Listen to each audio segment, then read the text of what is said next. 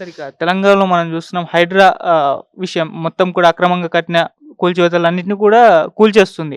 అయితే ఇప్పుడు వీటిని జిల్లా వ్యాప్తంగా విస్తరిస్తారు అని చెప్పేసి రేవంత్ రెడ్డి గారు ఒక అనౌన్స్‌మెంట్ చేస్తారు. కానీ దీని పట్ల అంటే క్యాడర్‌లోనే కాస్త అసంతృప్తి ఉందని అంటున్నారు సార్. అంటే సామాన్యుల ఇల్లు, పొలిటీషియన్‌ల ఇల్లు, పారిశ్రామికవేత్తల ఇల్లు కూల్చేసుకుంటూ పోతే రేపటి రోజు మనకే ప్రాబ్లమ్ అవుతుంది. వాళ్ళ పట్ల మన మీద వ్యతిరేకత వస్తుంది. ఇది మనకే నష్టం అని అన్నట్టుగా లోపల కాంగ్రెస్ వర్గంలో ఒక అభిప్రాయం ఏర్పడుతున్నట్టు చెప్తున్నారు సార్. ఎంటర్‌గా ఈ హైడ్రా పైన మీ ఒపీనియన్ ఏంటి సార్? ఇప్పుడు హైడ్రా అనేది మంచి కార్యక్రమమే. అవును.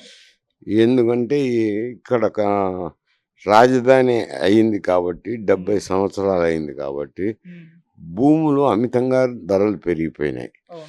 ఎక్కడ పడినా ఖాళీ స్థలం అంటూ కనపడి క్లెయిమ్ లేకపోతే ఆక్యుపై చేసే పరిస్థితి వచ్చింది. అందులో ప్రభుత్వ స్థలాలను కాపాడడం కూడా కొంచెం ఇబ్బందికరమే. హ్మ్. ఇవి కుంటలుకు ఎఫ్టీఎల్ అని ఉంటుంది, అంటే ఫుల్ ట్యాంక్ లెవెల్ ఉంటుంది, బఫర్ జోన్స్ ఉంటాయి. హ్మ్.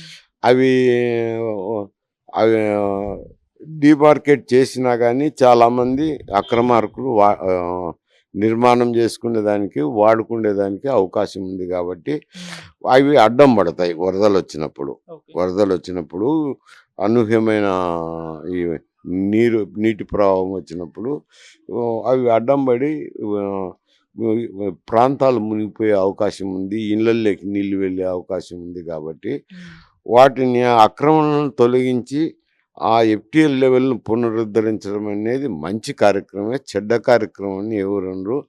అది ఎవరన్నా అక్రమంగా అందులో ఆక్యుపై చేసినా అని కూల్చిన దానివల్ల తప్పు కూడా లేదంటాము. దానివల్ల ఓట్లు పోతాయని బాధపడితే ఇంక ఏ కార్యక్రమం ప్రభుత్వం చేయలేదు. అవి అవి సిటీ వరకే పరిమితం అవుతారా, తర్వాత జిల్లాలు పరిమితం అవుతారా అని ఆలోచన చేసినప్పుడు, ఒక విచక్షణ చేసినప్పుడు ముందు ఇక్కడ సిటీలోనే ఉన్న ఈ చెరువులన్నిటినీ ఈ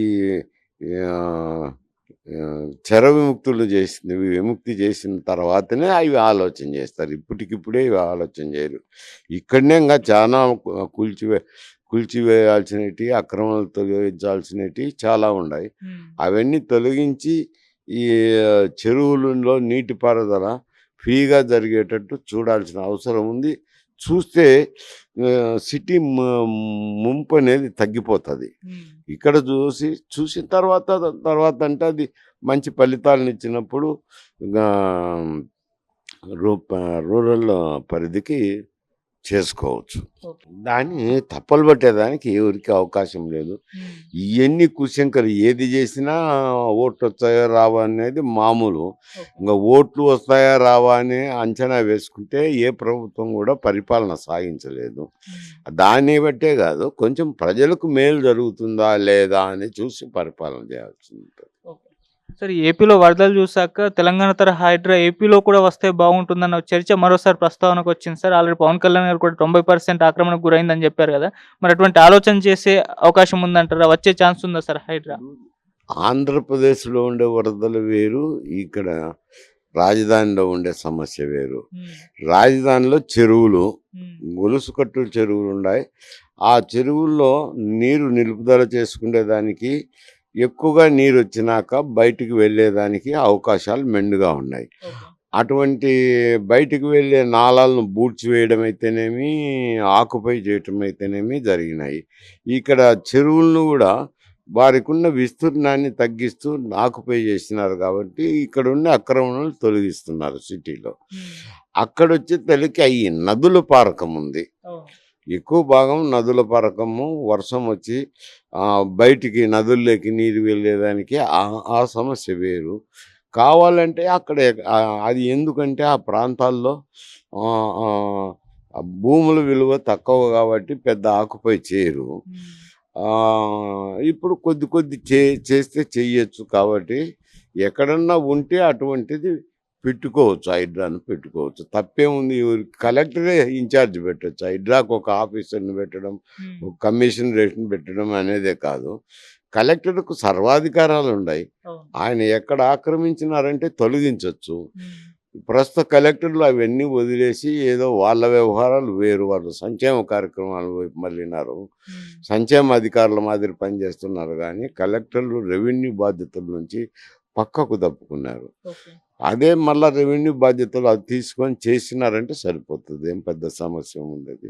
ఆమె విమర్శ చేసే దాంట్లో ఒక కారణమైతే కనపడుతుంది. ఆమె ఆమె పార్టీని, పార్టీ శ్రేయస్సును, ఆమె భవిష్యత్తును దృష్టిలో పెట్టుకొని ఆమె మాట్లాడుతుంది. ఓకే.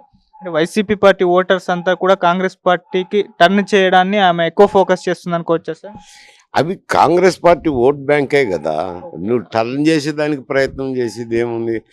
కాంగ్రెస్ పార్టీ ఓట్ బ్యాంకును జగన్మోహన్ రెడ్డి గారు గుంజుకున్నారు.